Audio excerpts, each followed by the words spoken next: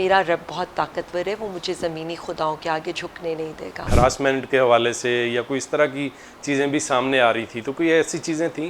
पाकिस्तान पे अभी वो वक्त नहीं आया और अल्लाह ना करे कि वो वक्त आए। इस पर बाकी लोग प्रेस कॉन्फ्रेंस करे थे, एक पर्चा ही तो पढ़ना था बाहर आने की। मरियम नवाज साहबा बड़े आजकल काम कर रही हैं। मैं फॉर्म 47 वालों पर बात करना भी अवाम की तौहीन समझती हूँ। जेल से रिहाई के बाद जब इमरान खान साहब से आपकी मुलाकात होती है तो आपके जज्बात क्या थे? उन्हें मुझ पर फ़ख्र है। पंजाब हुकूमत को क्रेडिट देना चाहिए कि आप वज़ीर-ए-आज़म हाउस समझ रही हैं जेल को। आज हम ATC भी अटेंड करते हैं पिकनिक समझकर। हम 9 मई वाले नहीं हैं, हम 8 फरवरी वाले हैं। आपकी ज़ाती ज़िंदगी में भी कोई मुश्किलात और परेशानियाँ आप फेस करती हैं? जो मेरे हस्बैंड थे वो हर लम्हा हर वक्त मेरे साथ खड़े रहे। जलसा कब कर रहे हैं लाहौर में? 22 सितंबर हो जाएगा इंशाल्लाह।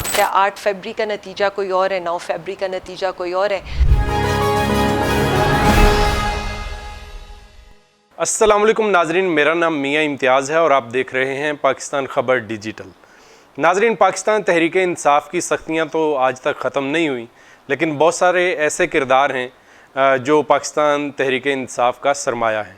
उनमें एक नाम आलिया हमज़ा का है। आज मेरे साथ आलिया हमज़ा मौजूद हैं, इनसे बात करते हैं और इनकी जेल कहानी भी सुनते हैं और इनके जज्बात भी जानते हैं कि क्या अभी तक रुकी नहीं, थकी नहीं, क्या वजह क्या है। आलिया साहबा, बहुत शुक्रिया आपका, आपने वक्त दिया। बताइए कैसे रहे आपके शब रोज़ जेल के अंदर? बिस्मिल्लाहिर्रहमानिर्रहीम। या का नाबुदु व या का नस्ताइन। जेल कहानी तो बहुत लंबी है, 15 महीने 4 दिन पर मुहित है और ज़ाहिर है जेल है, सख्त तरीन जेल, और यही चाहा गया जितना तोड़ सकें और आपने देखा बहुत लोग टूटे भी हमारे, बट अल्लाह का करम है। मैं तो सिर्फ यही कह सकती हूँ, उस अल्लाह रब्बुल इज़्ज़त ने मुझे इतनी इस्तकामत, इतनी साबित कदमी दी कि आज मैं बाकी ख़वातीन के लिए एक मिसाल हूँ। जेल में बहुत मुश्किलात होती हैं, तो आपको कौन कौन सी मुश्किलात थीं और कैसे आपका वक्त गुजरता था? जेल में रहना ही इटसेल्फ इज़ वेरी डिफ़िकल्ट। जब आप देख सकते हैं कि जेल और घर टोटली एक डिफरेंट चीज़ है। लाइक आपके टाइमिंग्स, एक आज़ाद ज़िंदगी और एक अगर सोने का भी पिंजरा हो तो पिंजरा ही है। ठीक है। और मैं तो सिर्फ इतना कहूँगी, और वो पिंजरा जिससे सख्त तरीन बना दिया गया हो। मैं खान साहब को देखती हूँ और खान साहब जब ये बात करते हैं कि मुझे 9/7 में रखा हुआ है, तो वो बिल्कुल सही कहते हैं। उनके साथ जो जुल्म हो रहा है हम उसको समझ सकते हैं, इसलिए कि वो सारी तकलीफ़ हम देख कर आए हैं। उसी तरह 9/7 का कमरा, 6 ख़वातीन को रखना, वहीं पर वॉशरूम होना, गटर खुले होना, आपको बेसिक फैसिलिटीज़ जो आप क्रिमिनल्स को भी नहीं देते वो भी ना देना, तो ये सारा कुछ वो कौन सी ताकत थी जो आपको वहाँ पे स्टेबल रखे हुए थी? मैं सिर्फ इतना समझती हूँ, सिर्फ अल्लाह रब्बुल इज़्ज़त। मैं आई एम सो ग्रेटफुल कि हम सिर्फ एक चीज़ मांगते थे और वो सब्र, इस्तकामत और साबित कदमी। और सिर्फ एक ही चीज़ थी कि जब मेरे हस्बैंड आए और मुझे उन्होंने कहा कि प्रेस कॉन्फ्रेंस के लिए, तो मेरा सिर्फ इतना कहना था कि मेरा रब बहुत ताकतवर है, वो मुझे ज़मीनी खुदाओं के आगे झुकने नहीं देगा, और बेशक अल्लाह अल हक है। और ये सुनने में आ रहा था जब आप नई नई जेल में गई थी तो वहाँ पे बहुत सारी मतलब हरासमेंट के हवाले से या कोई इस तरह की चीज़ें भी सामने आ रही थी, तो कोई ऐसी चीज़ें थी?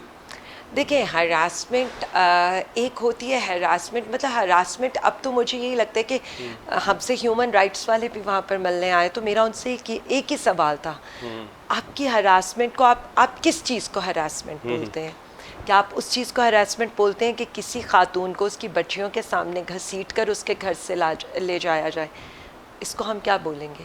हरासमेंट ये भी तो है। आप 4 घंटे उसको नामालूम लोग लेकर जा रहे हो और उससे पता भी ना हो, वो आपकी पुलिस ना हो, कोई वारंट ना हो, आपके घर की चादर और चारदीवारी महफूज ना हो, उसको क्या बोलेंगे? आपको अपनी फैमिली से कोई कांटेक्ट ना हो, आपको मिसिंग कर दिया जाए, उसको आप क्या बोलेंगे? So it's a type of harassment. Harassment हम लोग लेते हैं हमारे मुल्क में जी सेक्सुअल असॉल्ट में, तो अल्हम्दुलिल्लाह मैं ये कहूँगी कि शुक्र है इस पाकिस्तान पे अभी वो वक्त नहीं आया, और अल्लाह ना करे कि वो वक्त आए, लेकिन हम बहुत परेशान हैं। कल से जब सादुल्ला साहब के बीवी, बेटियां, भाभी शी इज़ मिसिंग, तो हमारे लिए इट्स वरीसम। बिल्कुल। हमारी हरासमेंट तो ये भी थी कि आप मुझे प्रिजन वैन के अंदर सामने खड़ा रख के 10 महीनों के बाद मेरे घर के बाहर लाएं, 800 लोग मेरे घर का रेड कर रहे हो और मेरी फैमिली अंदर मौजूद हो, जिस फैमिली का कोई कसूर नहीं है। जेल के अंदर कुछ ऐसे लोग भी आपसे मिलने आते थे जिनकी आप शिनाख्त नहीं कर पाती थी या नामालूम कह लें? देखिए, मैं सिर्फ इतना कह दूँ कि नामालूम लोग पैगाम पहुंचाते थे, खुद सामने कभी नहीं आते।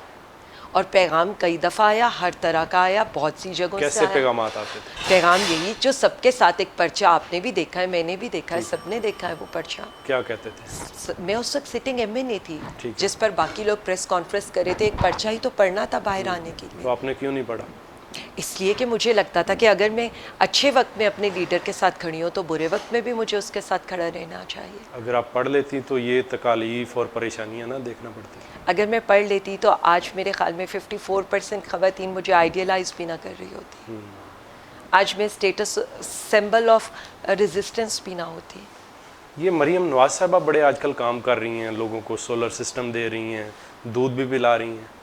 मैं सिर्फ इतना कहूँगी इम्तियाज़ साहब, मैं फॉर्म 47 वालों पर बात करना भी अवाम की तौहीन समझती हूँ, और किसी का नाम लेना मुझे नहीं लगता कि मुझे लेना चाहिए, क्योंकि ख़वातीन की बहुत सी टाइप है। हम ख़वातीन की वो किस्म कह लें कि जिन्होंने वाकई ये बताया है कि हमारे हौसले आप नहीं तोड़ सके हैं। बाकी तो जी उन्होंने वाईफाई भी फ्री देना था, उसके बाद आपने तो अवाम से वाईफाई छीन लिया। 300 यूनिट फ्री देने का वादा किया था। आज आप ये देख रहे हैं कि अवाम के ऊपर जिस तरह से बिजली के बम, पेट्रोल के बम गिराए जा रहे हैं, तो ये मुफ्त कुछ नहीं देंगे। आपको अच्छा नहीं लग रहा कि एक खातून वज़ीर आला हुक्मरान बनी है? वो जीत कर आती, नुमाइंदगी कर वो जीत कर आती। अच्छा, वो मेरे ख्याल में मेरा वर्स्ट दुश्मन भी हो, लेकिन अगर अवाम उसे इलेक्ट करे वो मेरे लिए बहुत काबिल इज़्ज़त है।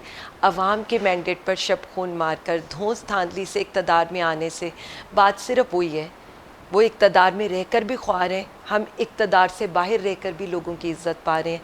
फ़र्क इतना सा है अगर कोई समझे तो। किसी एक काम की तारीफ़ कर सकती हैं मरीम नवाज़ की? मैं तो सिर्फ इतना ही कह सकती हूँ कि तारीफ़ मैं सिर्फ खुदा की करती हूँ। ठीक है। और उसके अलावा मैं क्या कह सकती हूँ? अगर वो आवाम के लिए कोई काम करती तो मैं खुले आम उनको अप्रिशिएट करती, लेकिन जो इन लोगों का दौर है ना, वो वर्स्ट दौर में लिखा जाएगा। डिक्टेटरशिप को भी लोग भूल गए हैं।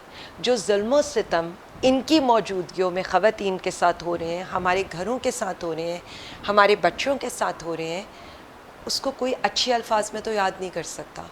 मैं किसी को ये नहीं कहना चाहती कि आगे क्या होगा, मैं सिर्फ इन्हें ये कहना चाहती हूँ, हमने तो सह लिया है, हम नहीं चाहेंगे कि हमारे बाद ये जुल्म किसी और के साथ हो। This should and now. Madam, वो भी तो सह के आए हैं। आपने मरियम नवाज़ को अंदर किया, उनके चचा जान को किया, उनके वाले साहब को किया, पूरी काबीना अंदर थी। तैयब, बहुत फ़र्क है दो चीज़ों में। आप मतलब ऑरेंज और एप्पल का कंपैरिजन नहीं कर सकते। ठीक है।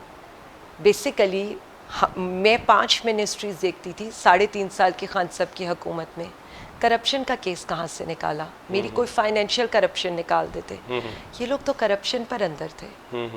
फ्लैट्स मेरे तो आज तक नहीं निकाल के लाए, आप भी ढूंढ लाते लंदन क्या, पाकिस्तान में भी प्रॉपर्टी नहीं है। जाते साफ पानी का ही कोई प्रोजेक्ट ढूंढ के ले आते, जाते कोई पीली टैक्सी वाला प्रोग्राम ही ढूंढ के ले आते, कुछ तो ले आते।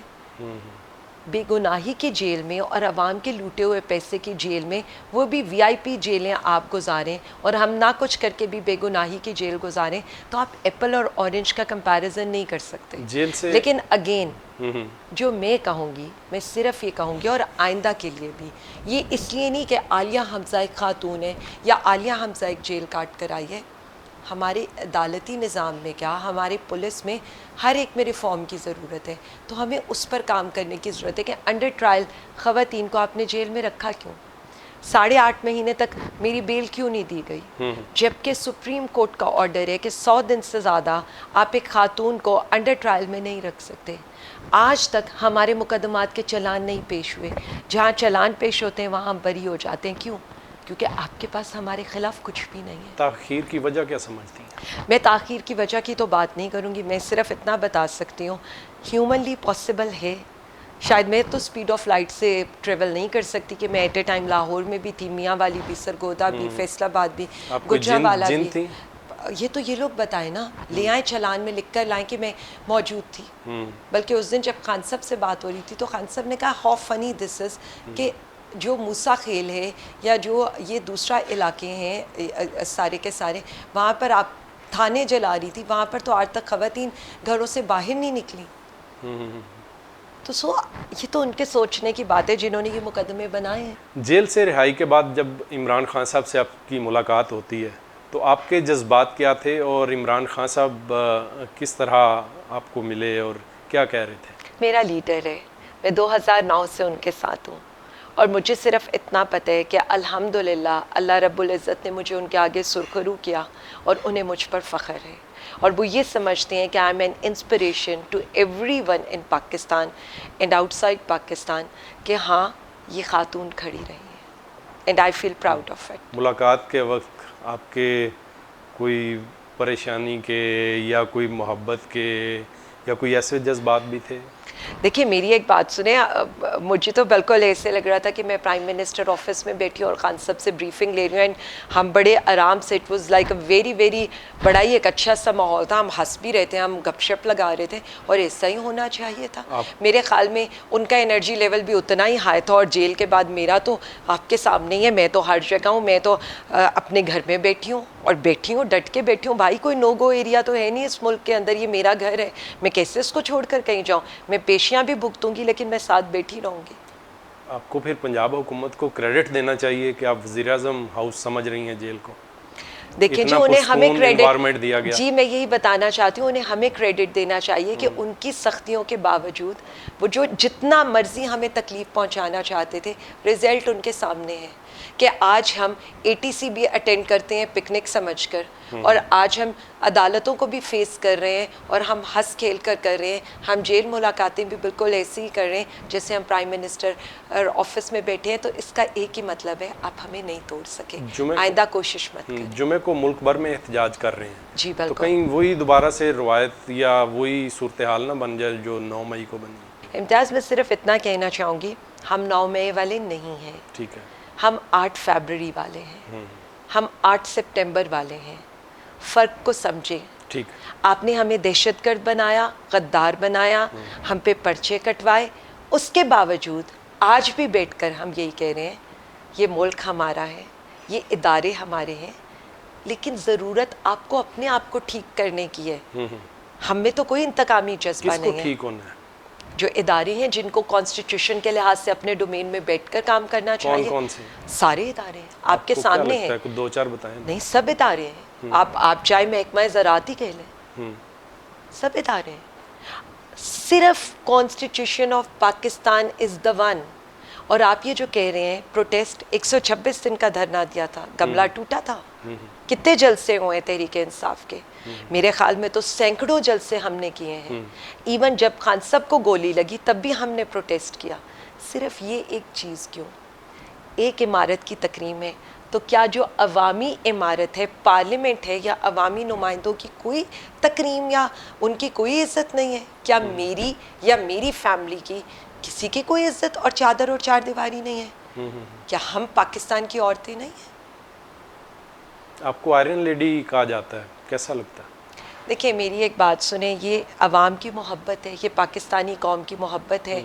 उन्होंने मुझे अपने साथ खड़ा होने के बाद जो ये एजाज़ दिया, मैं सिर्फ इतना कहूँगी, मैं इस मुल्क की बेटी हूँ और इंशाल्लाह मैं इस मुल्क की बेटी होने का हक़ अदा करूँगी। ये सारा कुछ झेलने के बाद आपकी ज़ाती ज़िंदगी में भी कोई मुश्किलात और परेशानियाँ आप फेस करती हैं? देखिए मेरी ज़ाती ज़िंदगी अल्हम्दुलिल्लाह I am the blessed one.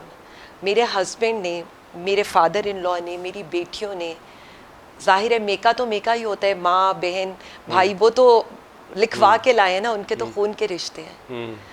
लेकिन जो मेरी ये फैमिली थी, जो मेरे हस्बैंड थे, वो हर लम्हा हर वक्त मेरे साथ खड़े रहे। मेरी तरह आज मुझे लगता है कि मुझे कभी गुजरांवाला या फैसलाबाद या इस्लामाबाद आना जाना पड़ता है, तो वो एक दिन लाहौर होते थे, अगले दिन गुजरांवाला होते थे, उससे अगले दिन सरगोदा होते थे और फिर अगले दिन फैसलाबाद या इस्लामाबाद मेरे साथ पेश होते थे। मेरी बेटियां, उन्होंने अपने एग्ज़ाम छोड़ दिए, अपनी मेरी कैंपेन की, मेरे से जेल में मिलना हो या अदालत में मिलना हो। तो मैं सिर्फ इतना समझती हूँ, मेरी फैमिली मेरी ताकत थी और उन्होंने ताकत बनकर दिखाया। जलसा कब कर रहे हैं लाहौर में? 22 सितंबर हो जाएगा इंशाल्लाह। बड़ी मुश्किलात होंगी, सो व्हाट, डंडा सोटा चलेगा। पहले क्या होता है हमारे साथ, पहले हम क्या कर रहे हैं, पहले हमारे लिए कौन सी आसानी है। मुझसे कल किसी ने कहा था आप लोगों की राहों में और कांटे आ जाएंगे, पहले कौन से फूल बिखरे हुए हैं जिन पर चलकर हम जा रहे हैं। तो कांटे चुनने किसने हैं? जिन्होंने बिछाए हैं, चुनेंगे भी वही। बात सिर्फ इतना है, देर मत करें, क्योंकि नुकसान पाकिस्तान का और है, पाकिस्तानी अवाम का और है। खान कहता था ना, मैं तो सह लूँगा, आप नहीं सह सकोगे। आज बात मेरे घर तक आई है, कल बात आपके घर तक भी आएगी। मैं तो सह गई, आप सह लेंगे? मुझे लग रहा है मैडम कि जिस तरह आपके ऊपर सख्तियाँ आ रही हैं, कोई आसानी आने वाली है। मुझे तो इतना ही पता है, मैं तो कुरान में मैंने तो ये पढ़ा है कि हर मुश्किल के बाद आसानी है। तो ऐसा हो नहीं सकता कि रात इतनी गहरी हो जाए और उसकी सुबह ना हो। शाम ही तो है, गुजरी तो जाएगी, चाहे गम की शाम है। ये कब तक गुजर जाएगी? ये तो अल्लाह रब्बुल इज़्ज़त जानते हैं। हम तो सिर्फ इतना जानते हैं कॉन्टीन्यूस स्ट्रगल है और हमारी जंग इतनी बड़ी है। खान साहब कब आ रहे हैं? खान साहब जब अल्लाह का हुक्म होगा। खान साहब को तो हालात बेगुनाह क्या रखा हुआ है, खान साहब को तो बेगुनाह रखा हुआ है और बेगुनाही की जेल भुगत रहे हैं। बाकी सारे गुनाहगार थे जो क्यों नहीं गुनाहगार थे? मतलब किसकी बात? तहरीक इंसाफ ने किया क्या है, मैं यही तो पूछना चाहती हूँ ना। लेकर आए ना साइफर, अदालत ने उड़ाकर फेंक दिया। तोशाखाना 1 अदालत ने उड़ाकर फेंक दिया। आपकी नैब तरमीम पर हमने तो बरियत दायर की है। हमने तो कभी ये नहीं कहा कि आप हमें फ़ायदा दें। फ़ायदा तो आप उठाकर बाहर बैठे हुए हैं। हम तो कहते थे उन गुनाहगारों का अवाम के कटहरे में लेकर आएँ, उन्हें NRO 3 मत दें, लेकिन अदालत आलिया ने उन्हें NRO 3 दिया। हमें तो पता है हमने करप्शन नहीं की, इसलिए हम नैब तरमीम नहीं चाहते। इसलिए नहीं चाहते कि अवामी नुमाइंदे को अवाम के पैसे को खाने का कोई हक नहीं है। तो आप देख लें मुल्क के साथ क्या हो रहा है, पाकिस्तान के साथ क्या हो रहा है, लोगों के साथ क्या हो रहा है। आपको खबरें आती थी कि जब इलेक्शन इंतखाबात हो रहे थे तो इस तरह हो गया, इस तरह हो गया, ये सारी खबरें आती थी आपको? किस टाइप की खबरों की आप बात करें? नताइज के हवाले से। नताइज के हवाले से हमें तो यही पता था कि रात तक हम जीत रहे थे और रात जो हुआ आपने देखा है। फॉर्म 47 की हुकूमत, वही बात है, 8 फरवरी का नतीजा कोई और है, 9 फरवरी का नतीजा कोई और है, 8 सितंबर की आवाम कोई और है, 9 सितंबर को पार्लियामेंट की तौहीन कोई और है। मैं यही जानना चाहता हूं कि एक रात में तब्दील करने वाले कौन थे? आपके सामने है। जिन्होंने पार्लियामेंट पर हमला किया वही लोग थे जो अपनी मर्जी के हुकूमत को मुसल्लत करना चाहते थे, जो नहीं चाहते थे कि तहरीक इंसाफ और इमरान खान साहब आए। हमेशा मर्जी से ही बनती रही हैं हुकूमतें, तो एक दफ़ा आवाम की मर्जी से भी बनने देना। में भी मर्जी से ही बनी है। देखिए मैं सिर्फ इतना कहूँगी, 18 में तो हमारा मैंडेट चोरी किया गया। ठीक है, कैसे मैंडेट चोरी किया गया? ख्वाजा आसिफ को जिताकर और ऐसे ऐसे लोगों को जिताकर, ताकि हमें एक ऐसी वीक गवर्नमेंट दी जाए जो बेसाखियों पर चले। अवाम ने तो हमें इलेक्ट किया था, फिर व्हाट्सएप के ऊपर ख्वाजा आसिफ को क्यों आप लोगों ने जिताया? या ऐसे ही 20-25 सीटें देकर ताकि इत्तेहादियों की बैसाखियों पर ये हुकूमत खड़ी हो और हम कोई डिसेसिव कदम ना उठा सकें। बैसाखियों पर ही हमें खड़ा होना होता तो 8 फरवरी के बाद हुकूमत में ही अगर हमारा मतमाए नज़र आना होता, हम तो आराम से हुकूमत में आ जाते। आज हम ऐवानों में बैठे होते, आज हम मिनिस्ट्रीज़ में बैठे होते। हमने जेलें प्रेफर की मिनिस्ट्रीज़ में बैठने से। खान ने प्राइम मिनिस्टर हाउस में बैठने से जेल में बैठना प्रेफर किया, क्योंकि अगेन हमारा मकसद इक़्तिदार नहीं है, अवाम की खिदमत है। इक़्तिदार के लिए कुछ नहीं कर रहे हैं आप लोग? आपको लगता है इक़्तिदार के लिए हम कर रहे हैं? क्या वर्थ करती है? नहीं, एक सेकेंड, 16 माह की जेल ये वर्थ करती है कि मैं एक MNA की सीट के लिए सारा कुछ करूं? क्या नजरिया कुछ नहीं है?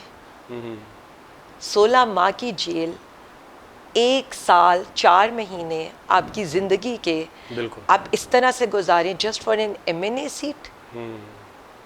और खान साहब आपका क्या ख्याल है? खान साहब प्राइम मिनिस्टर के ओहदे से बहुत ऊपर चले गए हैं, सब सियासी बोने रह गए हैं। मैडम बहुत शुक्रिया आपका, आपने वक्त दिया। आलिया हमजा साहिबा हमारे साथ मौजूद थी और इनकी जेल कहानी आपने सुनी, लेकिन अभी भी डटी हुई हैं, रुक नहीं रही। पता नहीं कौन सी ऐसी ताकत है। आप पूरा प्रोग्राम देखेंगे तो आपको पता चल जाएगा। अपने मेज़बान मियां इम्तियाज़ को इजाज़त दीजिए। अल्लाह निगहबान।